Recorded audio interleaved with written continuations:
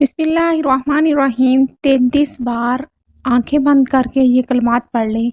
जो भी मैं आपको बताऊंगी, जिसका भी नाम लोगे वही शख्स आपका गुलाम हो जाएगा। कुछ खिलाना पिलाना भी नहीं है, सिर्फ आपके 4 से 5 मिनट लगेंगे इस अमल को करने में। लेकिन वो बंदा आपकी हर बात मानेगा, आपकी हर मर्जी के मुताबिक चलेगा। जो भी आप इससे काम करवाना चाहते हो इंशाल्लाह वो आपकी बात मानेगा। ये बात जान लें कि ये जो अमल है दूसरे इंसान के दिल में मोहब्बत पैदा करने के लिए और अपनी बात मनवाने के लिए ये अमल किया जाता है। इसके अलावा अगर आपका ससुराल में झगड़ा है या कोई आपका दुश्मन है, मर्द औरत दोनों इस अमल को कर सकते हैं। इसके लिए भी किया जा सकता है, इनके लिए दिल में मोहब्बत पैदा हो जाएगी। अल्लाह पाक के हुक्म से जब आप इस अमल को करोगे, अलमुख्तसर ये कि जिसका भी नाम लेकर ये अमल करोगे वो शख्स आपके हक में हो जाएगा, आपसे मोहब्बत करेगा, आपकी बात मानेगा, जैसे आपकी मर्जी होगी वैसे करेगा, आपका मुरीद हो जाएगा। आप इस अमल का तरीकाकार जान लीजिए।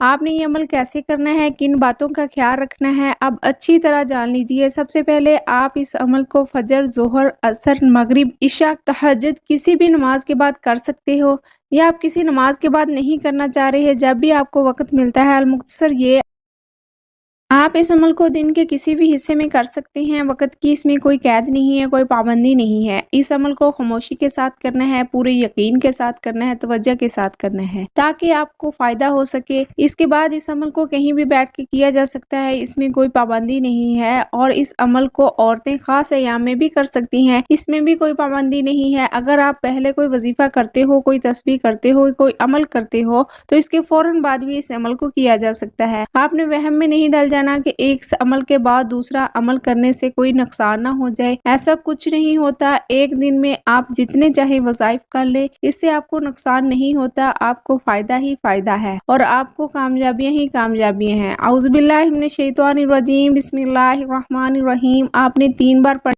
वजीफा करते हुए अल्लाह ताला पर भरोसा करना एक इंतहाई अहम और बुनियादी पहलू है, क्योंकि हमारा ईमान और यकीन ही वो ताकत है जो हमारी दुआओं और अमाल को कबूलियत की तरफ लेकर जाता है।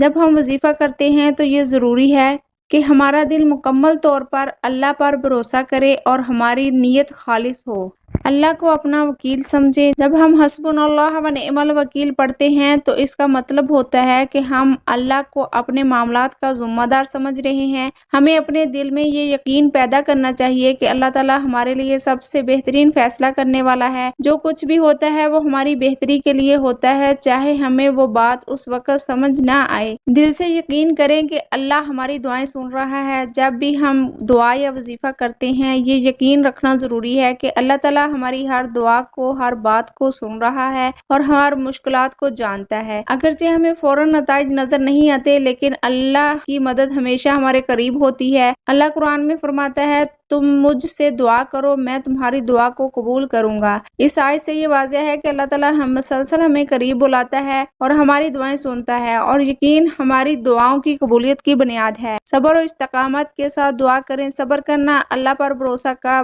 सबसे बड़ा मजहर है। जब हम वजीफा करते हैं हमें सब्र और इस्तकामत के साथ अपना अमल जारी रखना चाहिए, चाहे फौरन कोई तब्दीली महसूस ना हो। अल्लाह का निज़ाम वक्त पर मबनी है और कभी कभार हमें वो चीज़ें वक्त के साथ मिलती हैं। कुरान में इरशाद होता है, बेशक अल्लाह सब्र करने वालों के साथ है। ये हमें याद दिलाता है कि हमारी दुआएं कबूल हो रही हैं, लेकिन शायद उनके फूलने का अभी वक्त नहीं आया। अल्लाह के अहकामात पर चलना और हलाल रास्ते इख्तियार करना। वजीफे और दुआएं उस वक्त कबूल होती हैं जब हम अपनी ज़िंदगी को अल्लाह के अहकामात के मुताबिक डालते हैं। अल्लाह ताला कुरान में फरमाते हैं, और जो शख्स अल्लाह पर भरोसा करता है अल्लाह उसे काफ़ी है। ये आयत हमें ये पैगाम देती है कि जब हम अल्लाह पर भरोसा करते हैं तो वो हमारे लिए बेहतरीन रास्ता निकालता है, लेकिन इसके साथ साथ हमें अल्लाह की नाफरमानी से बचना है और अपनी ज़िंदगी को हलाल ज़राए से चलाना है। नाउमीद ना हो। बाज़ औक़ात हमें ऐसा लगता है कि हमारी दुआएं कबूल नहीं हो रही या अल्लाह हमारी मदद नहीं कर रहा, लेकिन لیکن یہ ہمارا امتحان ہوتا ہے۔ اللہ ہمیں مشکلات میں ڈال کر آزماتا ہے تاکہ ہمارا ایمان مضبوط ہو۔ قرآن میں اللہ فرماتا ہے اور اللہ پر بھروسہ کرو اگر تم مومن ہو۔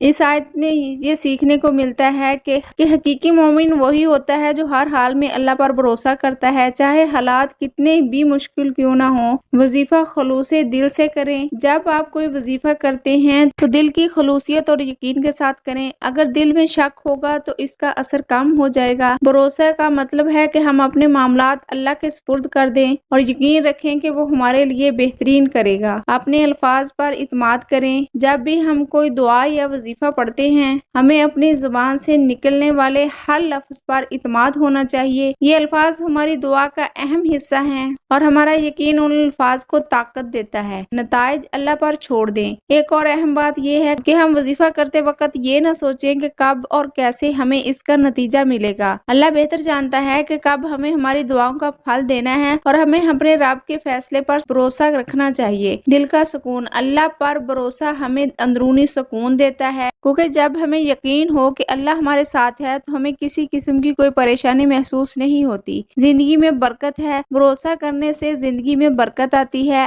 اور اللہ خود فرماتا ہے جو اس پر بھروسہ کرے گا وہ اس سے کبھی مایوس نہیں کرے گا۔ مشکلات آسان ہو جاتی ہیں۔ جو لوگ اللہ پر مکمل بھروسہ رکھتے ہیں ان کی مشکلات حل ہو جاتی ہیں اور وہ زندگی کے نشیب و فراز میں ثابت قدم رہتے ہیں۔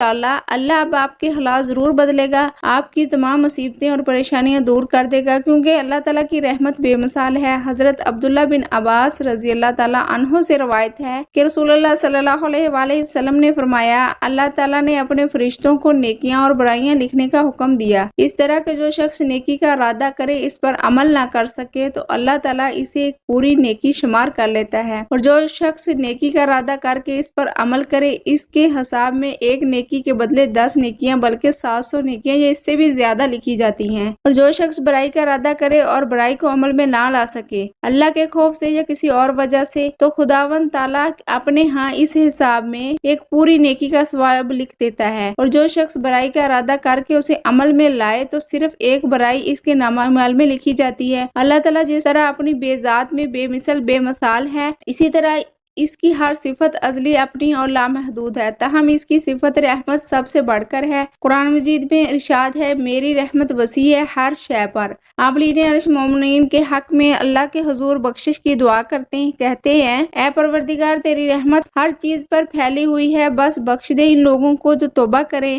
اللہ تعالیٰ اپنے بندوں پر مہربان ہے اور اپنے بندوں کے قضائے معاف کرنا چاہتا ہے، نیک کاموں پر زیادہ سے زیادہ ثواب دیتا ہے۔ ارشاد باری تعالیٰ ہے، جو کوئی ایک نیکی لاتا ہے اس کے لیے 10 گنا اجر ہے، اور جو کوئی ایک برائی لاتا ہے تو اسے بس ایک جزا ملے گی۔ اب لوگوں پر ظلم نہیں کیا جائے گا۔ اللہ تعالیٰ اپنے بندوں پر بے حد مہربان ہے، بس اس کی رحمت کا دروازہ کھٹکھٹانے کی ضرورت کرتا ہے۔ تو ناظرین، اب آپ نے بھی اپنے رب پر توکل کرتے ہوئے یہ عمل کرنا ہے۔ آج ایک ایسا عمل کرنا ہے، ایسا وظیفہ کرنا ہے جس سے گھر کے اندر رزق کی فراوانی ہوگی، اتنا رزق ملے گا نصیب بدل جائے گا۔ قرآن مجید کی ابتدا بسم اللہ سے اس لیے کی گئی تاکہ اللہ تعالیٰ کے بندے اس کی پیروی کرتے ہوئے ہر اچھے کام کی ابتدا بسم اللہ سے کریں۔ حضرت ابو ہریرہ رضی اللہ تعالیٰ عنہ سے روایت ہے، حضور پر نور صلی اللہ علیہ وآلہ وسلم نے ارشاد فرمایا، جس اہم کام کی ابتدا بسم اللہ الرحمن الرحیم سے نہ کی گئی تو وہ ادھورا رہ جاتا ہے۔ تمام مسلمانوں کو چاہیے کہ ہر نیک اور جائز کام کی ابتدا بسم اللہ الرحمن الرحیم سے کریں۔ درود شریف پڑھنے والے کو نہ قبر میں مٹی کھائے گی نہ ہی کیڑے مکوڑے۔ جو بندہ روز درود پاک پڑھنے کا معمول بنا لے تو انشاءاللہ وہ بندہ اللہ تعالیٰ کا اور اللہ کے نبی کا سب سے پیارا بندہ ہوگا۔ حضور نبی کریم صلی اللہ علیہ وآلہ وسلم کا سب سے پیارا امتی کہلائے گا، جسے نہ صرف زمین پر پسند اور مقبول کیا جائے گا بلکہ آسمان میں بھی وہ سب کی آنکھوں کا تارا ہوگا۔ حضور نبی کریم صلی اللہ علیہ وسلم نے فرمایا،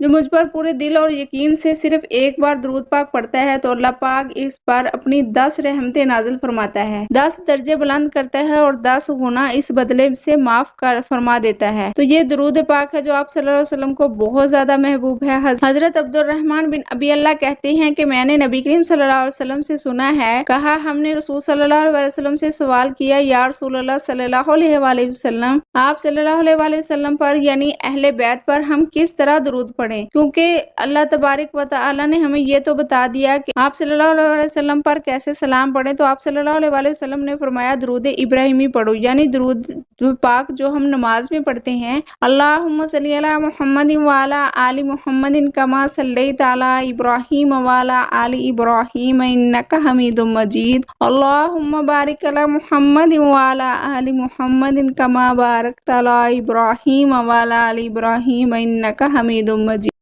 پڑھنا ہے، صرف ایک بار ہی پڑھنا ہے۔ کیسے پڑھنا ہے، کتنی بار پڑھنا ہے، ذرا غور سے اس عمل کو جان لیجیے۔ سب سے پہلے یہ بات یہ ہے کہ آپ نے اس کو 33 بار پڑھنا ہے۔ یہ جو 2 اسم میں آپ کو بتاؤں گی، اس کے بعد ناظرین آنکھیں بند کر کے آپ نے اس عمل کو کرنا ہے۔ صرف یہ 2 اسم ہوں گے، یہ جو 2 کلمات ہوں گے، آپ نے 33 بار ہی پڑھنے ہیں۔ آپ کی آنکھیں بند ہونی چاہیے، اور جب آپ نے ان کلمات کو پڑھنا ہے، آپ کا مقصد ذہن میں ہو۔ اب مقصد سے مراد یہ ہے کہ اگر آپ کسی انسان کے دل میں محبت پیدا کرنا چاہتے ہیں تو اس کے ذہن میں یہ مقصد ہونا چاہیے کہ میں محبت پیدا کرنے جا رہا ہوں، یا آپ نے کسی سے کوئی بات منوانی ہے تو آپ کے ذہن میں یہ ہونا چاہیے کہ میں اس سے اپنی بات منوانے جا رہا ہوں۔ اسی طرح آپ کا جو بھی مقصد ہے اپنی بات منوانے کے حوالے سے، محبت پیدا کرنے کے حوالے سے، اسی طرح حدیث شریف میں آتا ہے، رسول کرم صلی اللہ علیہ وآلہ وسلم نے فرمایا، بے شک اللہ تعالیٰ کے 99 نام ہیں، جس نے ان ناموں کو یاد کیا وہ جنت میں داخل ہوگا۔ اسی طرح آپ نے یا قابض العزیز 33 بار پڑھنا ہے۔ انشاءاللہ جو بھی آپ کا مسئلہ ہوگا، بات منوانے کے حوالے سے، محبت کے حوالے سے، اپنا بنانے کے حوالے سے، انشاءاللہ وہ آپ کا کام ہوگا۔ اگر شوہر ہے، انشاءاللہ وہ آپ کی بات مانے گا، آپ سے محبت کرے گا، آپ کی باتوں کے اوپر چلے گا انشاءاللہ۔ آپ کا دشمن آپ سے محبت کرے گا، دشمنی دوستی میں بدل جائے گی انشاءاللہ۔ آپ کا سسرال میں اگر کوئی مسئلہ ہے، مختصر یہ کہ جس کا بھی نام لے کر آپ اس عمل کو کرو گے، انشاءاللہ وہ آپ سے محبت کرے گا، آپ کی بات مانے گا، جیسا آپ کہو گے ویسا ہی کرے گا۔ اللہ پاک کے حکم سے اس کے بعد کہیں گے اللہ اکبر، اللہ سب سے بڑا ہے۔ اس کے بعد آپ درود پاک بھی پڑھیں گے، اس کے بعد آپ دعا بھی کریں گے۔ اب دعا کا بھی ایک خاص طریقہ ہے۔ آپ نے دعا میں یہ کہنا ہے کہ اے اللہ، جس مقصد کے لیے میں نے یہ عمل کیا وہ میرا مقصد پورا ہو جائے۔ اسی طرح آپ نے بس دعا مانگنی ہے پورے یقین کے ساتھ، انشاءاللہ جو مقصد آپ کے ذہن میں ہوگا، آپ نے کسی سے بات منوانی ہے، آپ نے کسی کے دل میں محبت پیدا کرنی ہے، تو یقیناً مقصد آپ کے ذہن میں ہوگا۔ تو بس آپ نے اتنا کہنا ہے کہ اللہ، جس مقصد کے لیے میں نے یہ عمل کیا وہ مقصد میرا پورا ہو جائے۔ اس کے بعد اجازت عام ہے، کوئی بھی میرا بہن بھائی اس عمل کو کر سکتے ہیں، سب کو اجازت عام ہے، لیکن آپ نے اتنا لازمی کرنا ہے کہ ویڈیو کو لائک کر کے چینل کو سبسکرائب کرنا ہے۔ دعا ہے کہ اللہ تعالیٰ میرا سنانا، آپ کا سننا اپنی پاک بارگاہ الہی میں قبول و منظور فرمائے۔ محترم ناظرین، آپ سے گزارش ہے کہ اللہ تعالیٰ کے 99 ناموں میں سے کوئی ایک نام کمنٹ سیکشن میں ضرور لکھیں۔ اللہ تعالیٰ آپ کا اور ہم سب کا حامی و ناصر ہو، آمین ثم آمین۔ السلام علیکم ورحمۃ اللہ وبرکاتہ۔